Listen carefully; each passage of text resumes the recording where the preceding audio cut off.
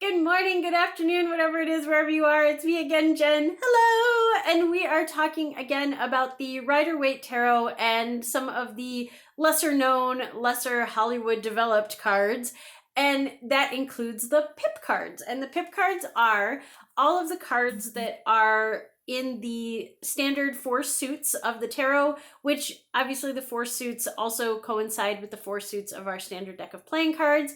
In this case, wands are representative of the clubs, or maybe it's vice versa. Either way, this is the three of wands, or the three of clubs, and this card is all about foresight. So looking at this card, we can see we've got the Roman numeral 3 at the top. We've got our three sticks this guy is kind of holding back. So he's got one behind him, one that's slightly behind him, and one he's got in his hand. And he's out looking over from like a cliff or maybe just a shoreline.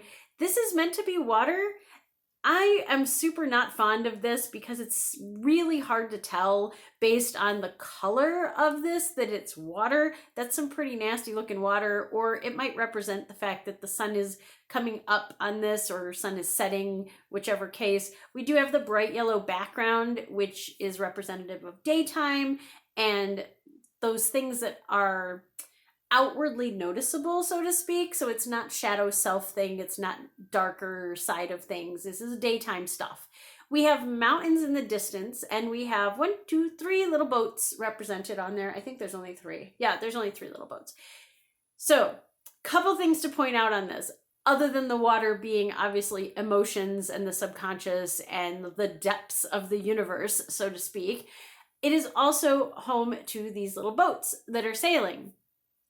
Boats are going to represent our resources in most cases. So if you have a very large boat represented, you have a lot of resources. If you have multiple boats, you also have a lot of resources, but those are diversified resources. So it's like you don't have all your eggs in one basket. The other thing to note on this is that the seas are relatively calm. So this is, hey, everything's good, everything's hunky-dory, your supplies are coming in, the things you've been waiting for are coming to you, and they're bigger and better than you could have hoped. Nothing is lost. And the other thing to note on here is even though the seas are calm and the ships are coming in, we do have some mountains in the background, real far in the distance though. And we know from looking at some of the other cards and probably listening to me talk about this way too much, but mountains are representative of challenges, struggles, things that you're going to have to overcome. The distance between the character on the card or the person looking at the card and where the mountains are depends on how soon you're going to hit those obstacles. In the case of the Three of Wands, this guy's got a long way to go before he has to worry about those mountains. And we can see that he's pretty good about planning things. He's definitely standing between these sticks, these structures, and to some degree, he may be plotting out distance based on whether these sticks are and how tall they are and how tall they are compared to the horizon line and things like that. This is a person who's big on planning. Interestingly enough, though, while the wands represent fire, and this card also is represented by the sun, and the zodiac sign that is tied into this card is Aries. So even though this is a big time planning card, it's also very much a get up and go sort of card. So while you see that these ships are either coming in or sailing out, the action is ready to go. Things are happening, things are moving. And all of those things are represented in the fact that this is a sun and Aries and fire card, and all of that stuff is wrapped up into this. He's ready to rock and roll. He is unafraid. He has already done the balancing act of the Two of Wands, which is that what's the pros and cons of this whole thing. Now he's like, all right, I'm ready to go. Let me activate what I've done so far, and we'll start thinking about those mountains now because I can see them far in the future.